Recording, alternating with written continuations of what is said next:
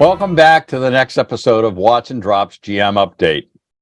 I'm Kirby Dolak of LCTV, and today we're back again with LELWD General Manager Nick Lawler to discuss updates on LELWD projects underway and their impacts on residents. Today we're going to discuss several potential town meeting articles for the LELWD this spring and tee up future episodes dedicated to those articles. First, we'll briefly discuss the sewer operating budget, the status of the treatment facility, and excavation work that is underway at Littleton High School for expanding the sewer leaching field. Next, we'll quickly touch on the water enterprise operating budget and the status of the new Whitcomb Avenue treatment plant. That leads us right into the next item and the final item on the proposed borrowing authorization for the Taylor Street well and Water Street expansion into Boxborough. Good morning, Nick. Welcome back to Watson Drops. Good morning, Kirby. Thanks for having us back here. No problem. We've got a lot to cover today in this episode. So, Nick, let's jump into the sewer operating budget, status of the treatment facility, and the excavation work that's underway at the Littleton High School for expanding a leaching field. Yeah, thanks, Kirby. Obviously, the operating budget takes into account, what's involved in running the sewer department as it is today, which I think we've probably done a poor job at communicating to the public over and over again that we actually have a sewer department today that feeds 6 municipal buildings. So there are ongoing costs year to year to run that operation, and that the sewer article funds the enterprise fund so that we can operate the existing sewer plant. It also funds some of the debt that we've been incurring to start pushing this project forward, such as land acquisition, sewer design. So there is some debt that we've taken on to move the greater sewer project forward. And like you stated, construction has begun. So I think, I don't know, for 2 years been talking about numbers as if we knew what we were talking about and knew that there was going to be supply chain issues and global pandemic and all the fun stuff that we've endured since 2020. But, with all that being said, we're moving forward. We started the discharge site at the high school. So that's really the first piece. And that was actually the first town meeting article, I think maybe right as we got the sewer department or maybe before. It was right around that same time period to build the site to the fullest capacity that we could. Because we didn't want the discharge site to be the bottleneck. And that's really the most valuable thing that the community has is the ability to discharge effluent from a treatment plant. So we've begun that. We have the permit in hand. It's a draft permit right now, but there's no reason to think it won't be finalized. But 243,000 gallons per day. Right now, the existing permits for 17,000 gallons per day. So this is quite an upgrade to the existing discharge site at the high school. I think a lot of folks don't understand what a discharge site is, but it's really just a big leach field that's taking effluent, post-treated water and putting it back into the ground. I did have the commissioner state that he would drink the water. I haven't seen him do it, but that it's treated water by the time it gets back to the play surfaces. I want to thank the schools. The schools have been incredible to work with. This is a project I think we thought we were starting 2 years ago and been delayed, and it's very disruptive to both the schools and youth sports. And both Park and Rec and the schools have worked with us throughout this project, allowing us to disrupt their operations for this. They understand the importance that this site plays in the overall goals of the town. While I was there taking some pictures, Nick, I was very, very happy to see that the trucks that were coming on and off the site from Onyx were very respectful of the surroundings, slow speeds, slow access, the whole situation, that they knew their part in that situation. So I think you picked a great partner for using Onyx in that situation. Thanks for explaining the leaching field piece of it. Now, let's shift gear a little bit into the water enterprise operating budget and the status of that new Whitcomb Avenue water treatment plant that I see as I go back and forth to Boxborough, and I'm really excited when it's going to happen as far as the opening. I understand maybe you might have a name for it as well. Anything else you could share with us as far as what's happening there? Yeah, I won't get into the name yet because the family isn't aware of that. But the board did make a very kind gesture with the dedication of that plant. Very excited to make that public when the time comes. Very excited to get the plant operational. So we're basically down to punch list items at Wickham Ave. The problem is we need these programmable logic cards, they're called PLC cards, to run the plant. It's really the brain of the operations. And for those that have seen the inside or have watched previous episodes and read our Watts and Drops newsletter, would see the complexities of the processes that take to clean water. Without those cards, we can't operate. And those cards are the one thing that got held up on a $16 million project in supply chain issues. So they're supposed to be in April. I'll believe it when I see it because they're supposed to be in January. They're supposed to be in past November.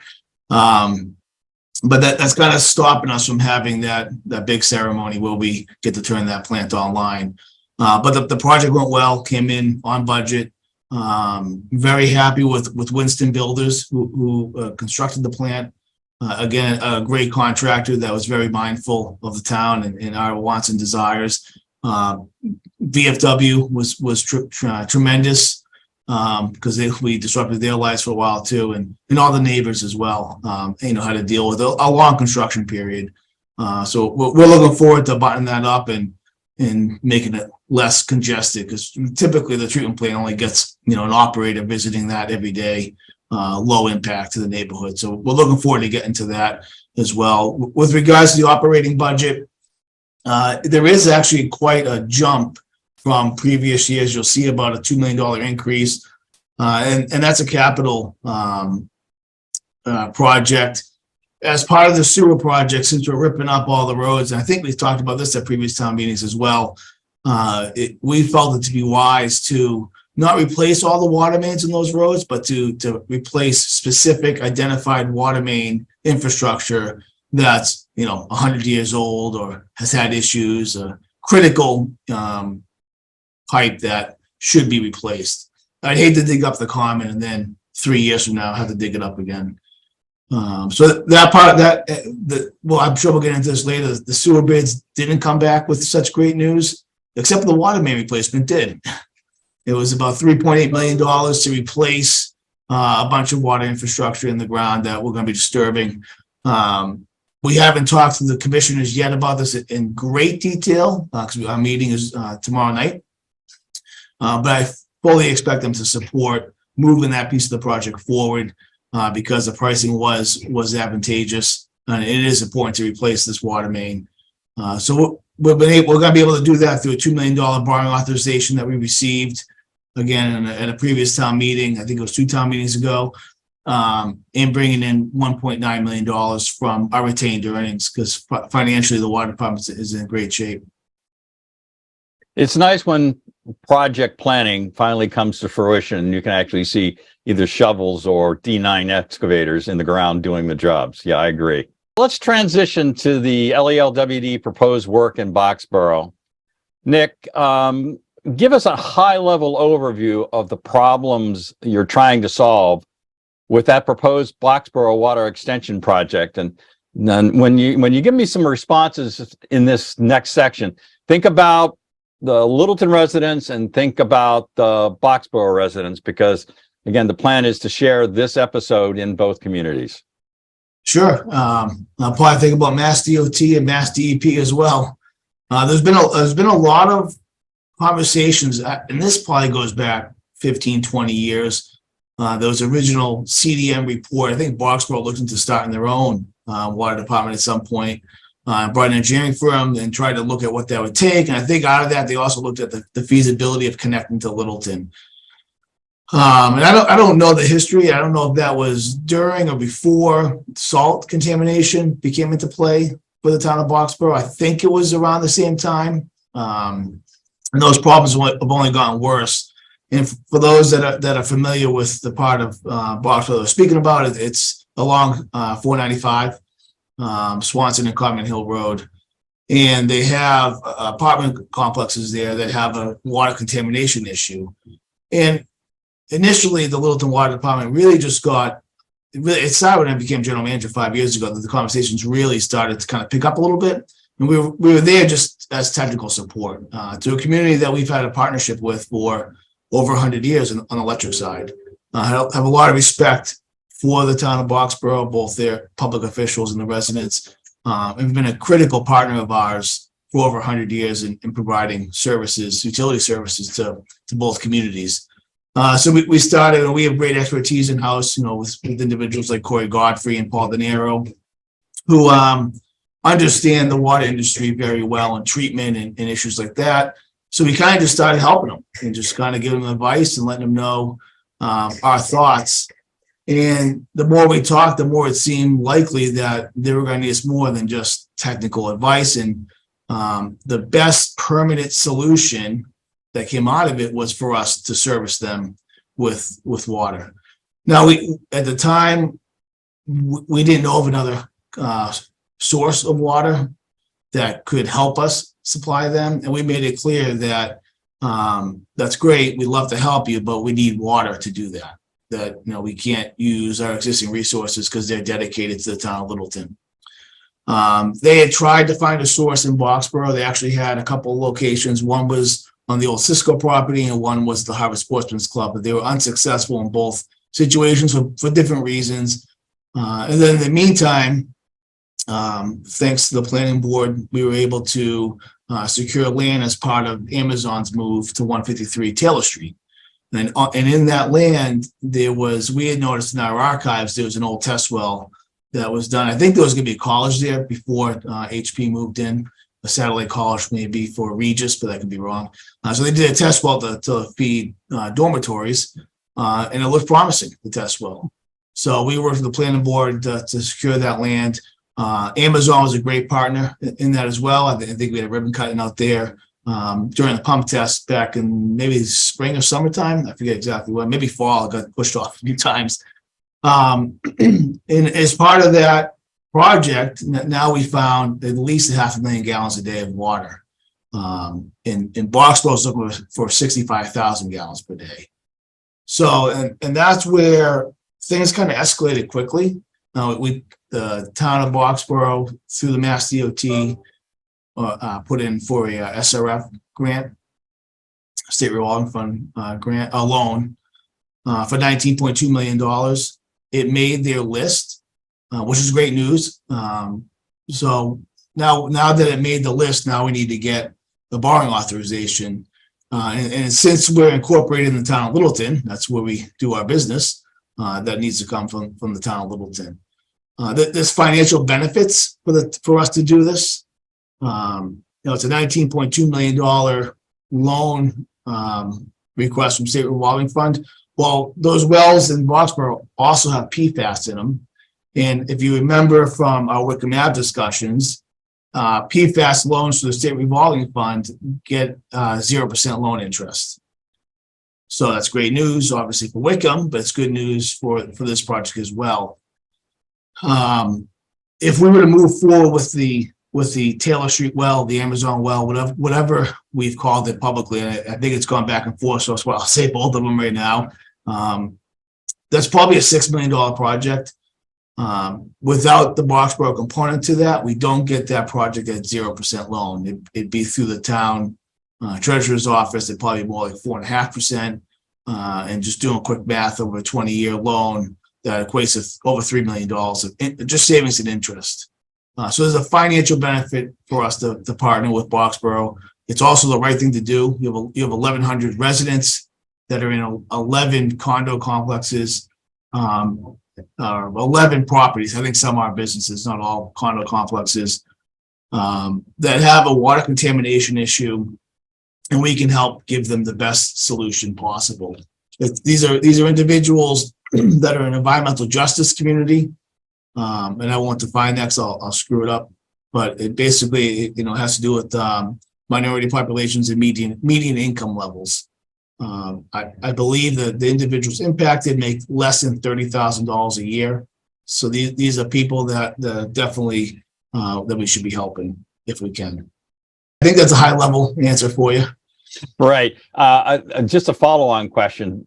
The different groups that are there in Boxborough, I think it's kind of important if you can explain what each one of those 11 entities has to do for the state with regards to either water or water treatment and their own private facilities, and what this will do for them as some relief.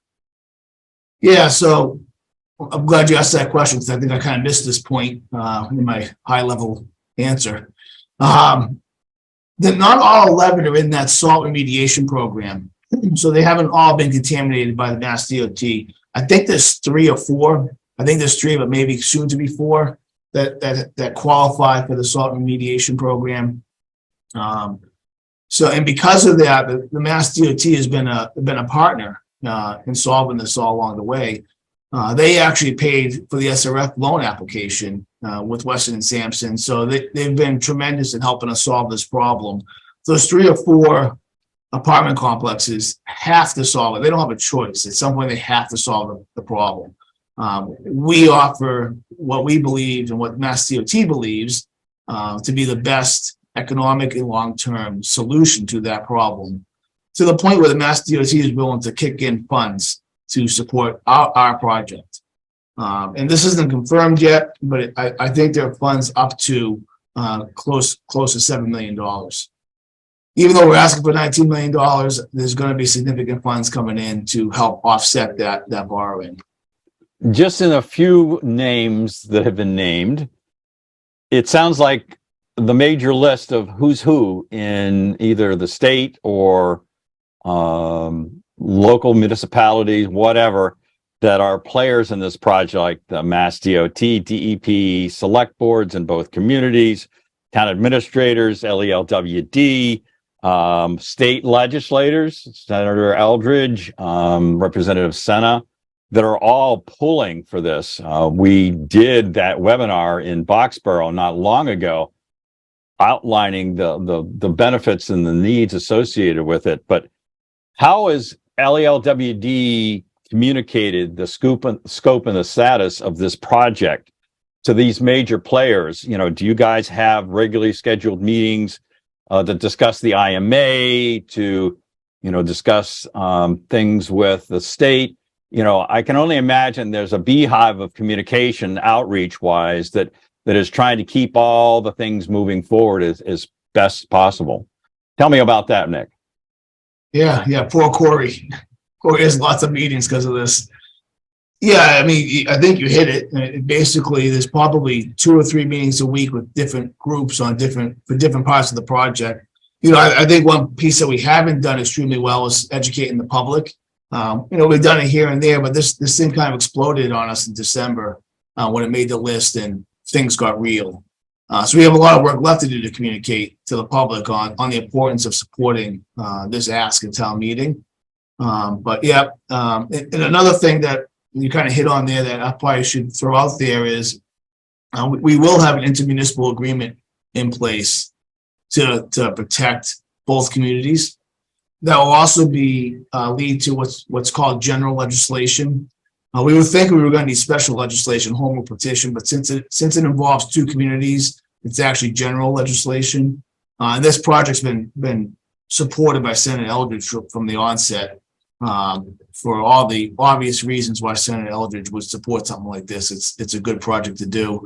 He was actually at the select board meeting last night, and we touched base on it real quickly before we went in. So I think him and his staff are very excited about this project and bringing forward the general legislation once the time comes. We're not there yet, but when that time comes, I think we have full support from the legislature. Good. So let's go back up again at the high level. So what are the major components of the project? And, you know, you've kind of alluded to who benefits from them, Nick, but let's kind of get into a little bit more of the specifics of, you know, what are the pieces, who benefits from them, and let's start with that. Well, everybody benefits. That's why it's a great project. Okay. Yeah, there's three major pieces, right? There's a new well, a new source for 500,000 gallons per day, which will have a pump house and will pump the water to the Wickham Ave treatment plant.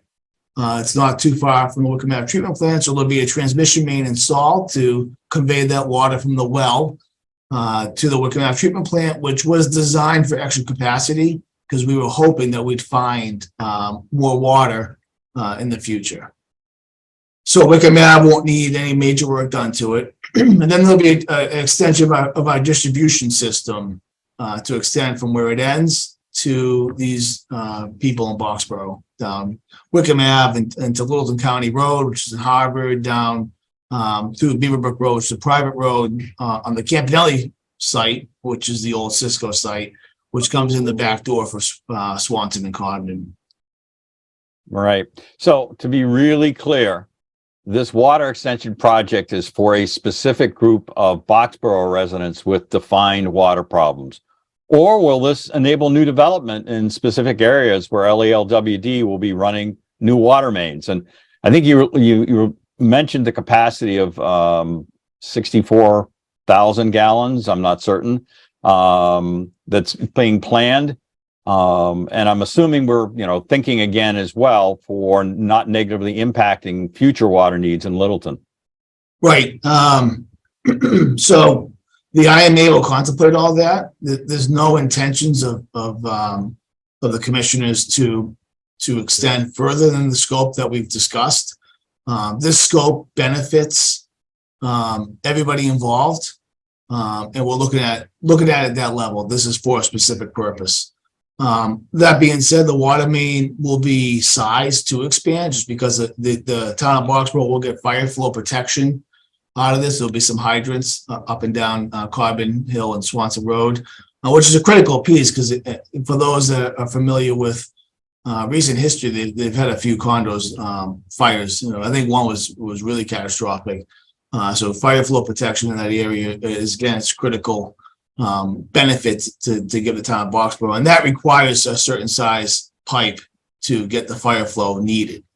But the IMA won't allow us to go past a certain threshold without going back to boards to approve an increase.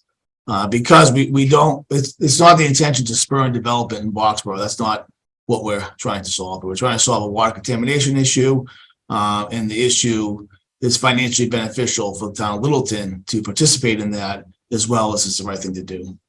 We understand the problems and we understand the beneficiaries, but how does an agreement get crafted between parties that ensures Littleton is only responsible for Littleton project components? Because I know, I hear occasional comments being made that say, we're nice and it's a good thing to do. It's the thing we should do, but there's always the question mark. So how does that happen? And maybe that kind of segues into the next piece of it, which is the intermissible agreement. Give us a little bit of that with regards to your perspective on what this intermissible agreement will be about, how you guys are working diligently between the communities to make this all happen. Let's go with that as a starting point. Sure. That is how you accomplish your original question. So if we're going to give them 65,000 gallons per day, maybe you want to put some buffer in there for something that gets spelled out in that IMA. That's going to set the rules on between both communities how to operate. It's more than just that piece of it. One concern that we've heard, specifically through the select board, was making in the finance committee in Littleton was making sure, because we don't have the right to lien properties in Boxborough, making sure that the betterment that we're collecting is assured, right? It's protected, because the voters in Littleton are going to be taking on liability, and there is potential risk there. I think it's a small risk because we're talking about 11 properties, and the water department would be the first one to have to solve that financial liability. But it's a good question that the select board has raised. It's one that town council is working on, and it's something that we'll get assurances through in the IMA. So does the IMA you were referring to require that Littleton and Boxborough residents need to approve this agreement at May's town meeting, or is this something that happens? I see you're shaking your head. No. Tell us about that. Yeah, intermunicipal agreements are done by the select boards of both communities.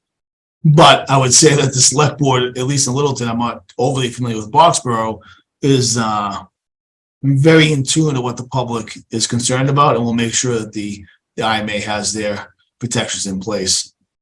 I assume it's the same thing in Boxborough. I've worked as closely with that select board. Okay.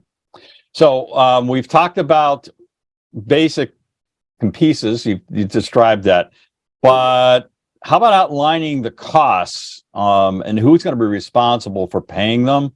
You've mentioned about DOT and loan forgiveness, grants, 0% loans.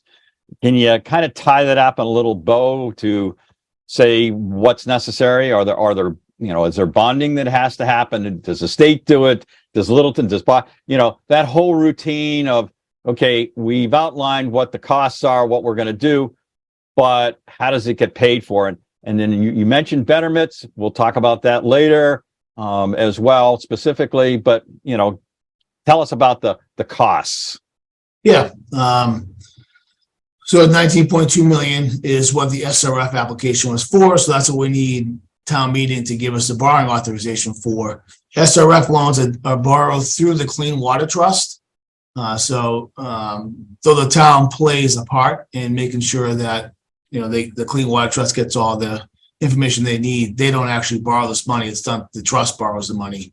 So that piece is somewhat easy, but I think the town would disagree if we talked about Wickham Ave, because that's been a painful process to reconcile with the trust and DEP. So that's kind of how the loan program works. As far as the components, the Amazon Taylor Street well, and the transmission main to tie that well back to Wickham Ave is about engineering estimates of about $6 million. And then if you look at 65,000 gallons per day for Boxborough and put that into 500,000 gallons per day of the well, it works as roughly about 13% of that capacity. So the town of Boxborough and the residents that are benefiting from that should have that cost allocated to them. So it ends up being, I think, 900 grand or somewhere in that range. And then if you add that to the distribution work that has to be done, the Boxborough share that those properties will be responsible for is about $14 million. And then the Mass DOT funds that come in will offset that. So if it is $7 million, then the remaining $7 million will be collected through Betterments. So the Littleton residents would only be, or Littleton ratepayers and Boxborough ratepayers now, that these people would be paying for this as well, will be responsible for through our rates and through our debt service for the remaining whatever it is, $5 million that the well and transmission main cost. As you're pointing out here, Nick, is there are costs. They are accountable to specific components, and that Littleton residents, even though we're kind of paying for the overarching project, there's methodology for making certain that Littleton's paying for its portion and Boxborough and those 11 properties will be paying for theirs as well. Yeah, I would say everybody's paying their fair share. There's no deal going to anybody on either side of the equation. It's allocated the cost per the usage. Okay. So are there any specific timing issues, Nick, associated with this funding, that we've got to complete our applications by a certain date, or the well runs dry, no pun intended? Yeah. Have you met the SRF folks? Of course there are. The first deadline is having town meeting authorization. So while it would be nice to do this in the fall, where we have a little bit more time to do public outreach and make sure everybody understands the project to its fullest extent, the SRF folks are requiring this to be in place prior to June 30th. So we only have one town meeting between now and then to get that authorization. So that's the biggest really obstacle from timing standpoint that we have. The engineering and construction, those are longer time frames that we're comfortable with. Okay. So Nick, you mentioned betterments. So what is a betterment? Does Littleton use betterments, for instance, for current or new projects like the sewer project? How do they work? How does Littleton, for instance, manage betterments and their collection? And then we would assume that residents or businesses are responsible for the prompt payment of their share of the project, defined through the betterment, and that hopefully no one's in arrears. Yeah, that's the hope, right? Yeah. So betterment basically means that your property was bettered by whatever infrastructure was installed, and the town took on that financial obligation to complete that infrastructure project. So, I mean, the best way, yes, we've done it before in Littleton. Typically, they're on water main projects. You know, if we were to extend a water main into pre-existing development that the community wanted the water main there, people would have the right to connect to that water main. They would have a tax assessment for the betterment of their property. One example that was done in my tenure was the point. And for those that remember that project, there was a pipe that went across 495 and connected Great Road, both sides of Great Road, from the common to where the point was. And that came at a cost, obviously, and the developer of that project and the owners of those parcels of the point all receive better service for that, for fire flow protection, and pay that back through a betterment. So they get an annual tax assessment that goes on their tax roll that they're responsible for paying. And if they don't make that payment in the town of Littleton, the town of Littleton has the right and the duty to lien their property to get that money.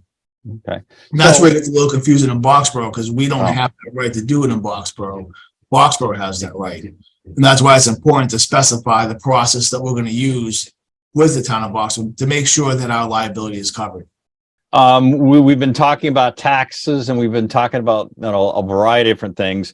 Who's responsible for actually collecting those betterments for the proposed water extension project? And are there potential issues with residents or businesses not paying? We've said that actually would make this particular water extension project really a non-starter or not viable. How will all this work in the Boxborough extension project, Nick? Yeah, the town of Boxborough's assessor's office and tax collector is going to have to perform the work of assessing a betterment and collecting those funds, and then giving that money to the town of Littleton, the water department, to pay off the note that we have and responsible for. And those are the type of details that I was talking about that need to be worked out in the IMA, so everybody understands their role that is associated with collecting those betterments and how does it all work. Okay. Now, so you guys are going to run the distribution, the infrastructure, as I sometimes refer to it as, down Codman, and you're going to provide for the capabilities for safety for the fire hydrants, which is a big plus that everybody was really excited to hear about in the webinar we had hosted in Boxborough. But water's going to get from the main into the facility, into the property itself. So tell us about connection fees and what are those charges and who pays for them, how they're collected, I should say, and exactly what fees, what services those fees cover. Can anybody who's adjacent there just say, I'm going to go tap into that puppy? Tell us about that process.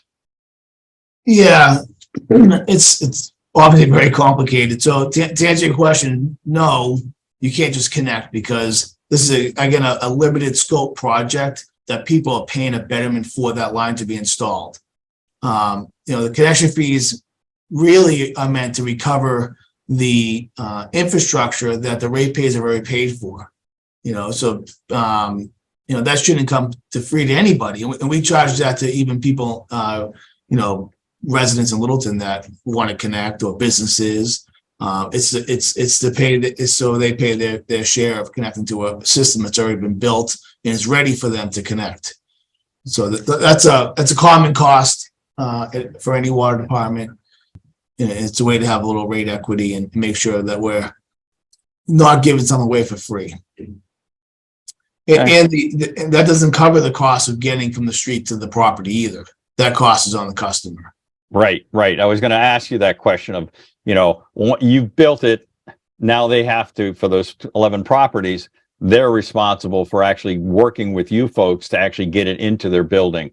But then it offsets costs that they don't have to have their own personal water treatment plants, and avoid all the stuff that Corey and his mighty team deal with or will be dealing with at the Whitcomb Avenue plant. We talked about fees. We've talked about how they get collected. So let's go back to that basic distribution model. You kind of went through it really quick. Tell us about how we get from Whitcomb Avenue to Codman. What's the route? We know that you go through private property in Harvard there for a little bit. Give us the grand tour, so to speak. Yeah, it's going to leave Whitcomb Ave treatment plant. And it's going, there's already water main there that will be replaced as part of that's some of our oldest water main in the system. It's, because if you know the history of the Littleton Water Department, we used to be right at Whitcomb Ave. That was our original location, it was our original well. That's how we serviced water to the community. So some of those are original pipes. So we'll be replacing that. We'll be digging up Whitcomb Ave. We work closely with DPW and Steve Yarnley. And before even Chris started, I think that was on their list of roads to complete. And because of this project, they've been kind of holding off, waiting for us to figure out what we're going to do with what's under the ground, so they don't replace the road and then we go rip it up and replace it again. So Steve's kind of waiting on us to move this project forward. So we'll continue to go down Whitcomb Ave. There is a highway crossing there, but fortunately, previous general manager, when they did that, had put 2 pipes across the bridge, so we don't have to incur that expense. We'll utilize one of the pipes as because the transmission main is going to come across there as well. So when I talk about distribution, we're obviously running a transmission pipe as well, and distribution. So then the once we get to the other side of that bridge, distribution pipe there is no pipe there, so we'll start extending that pipe over.